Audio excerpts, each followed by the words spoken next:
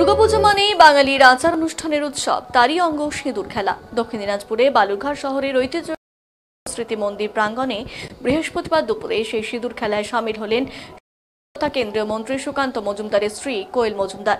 বেলা প্রায় 12টার সময় তিনি মন্দিরে পৌঁছে স্থানীয় গৃহবধূদের সিঁদুর খেলায় মেতে ওঠেন। মায়ের চরণে প্রণাম করার পর গৃহবধূদের কপালে সিঁদুর পরিয়ে দুর্গার কাছে সবার মঙ্গল কামনা করেন তিনি।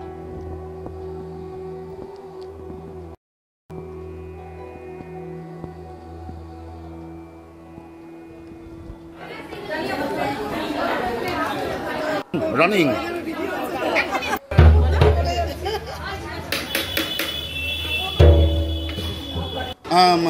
সুকান্ত দাদা সবসময় রাজনীতির সঙ্গে যুক্ত থাকে, পুজোতে বিভিন্ন সমাজসেবামূলক কাজের সঙ্গে যুক্ত ছিল, জনগণের সঙ্গে যুক্ত ছিল। কীভাবে পুজোটা কাটবে কটা দিন? আমরা ওর সাথে সাথে থেকেছি যতটা পেরেছি। ওর তো কাজ ব্যস্ততা আছেই, সবের মধ্যেও আমরা মা দুর্গার আরাধনা করেছি, খুব আনন্দ করেছি। আজকে শুভ বিজয়া, মায়ের কাছে এসেছি আশীর্বাদ চাইতে আমার মেয়েদের জন্য, যাতে ওদেরও পড়াশোনা মায়ের আশীর্বাদে অনেক উন্নত হয়।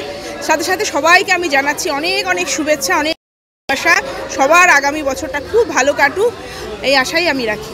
আজকে সিঁদুর খেলা, এই যে সিঁদুর খেলা খেললেন পাড়ার মহিলাদের সঙ্গে একসঙ্গে, এক জায়গা থেকে আরেক জায়গায় নতুন একটা ফ্ল্যাটে উঠেছেন, এখানে নতুনদের সঙ্গে কেমন করে পরিচয় হলো, কতটা ভালোভাবে কাটাচ্ছেন? ও মায়েদের সাথে সবার পরিচয় হয়েই যায়, মহিলাদের আলাপ করতে সময় লাগে না।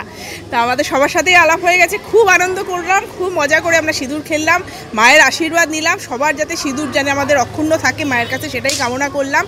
সবাই ভালো থাকুন, এইটুকুই আমাদের কামনা। সিএনএর পক্ষ থেকে বিজয়া দশমীর শুভেচ্ছা, সবাইকে শুভেচ্ছা, গোটা রাজ্যবাসীকে শুভেচ্ছা জানাচ্ছি। সবাই সুস্থ থাকুন, ভালো থাকুন।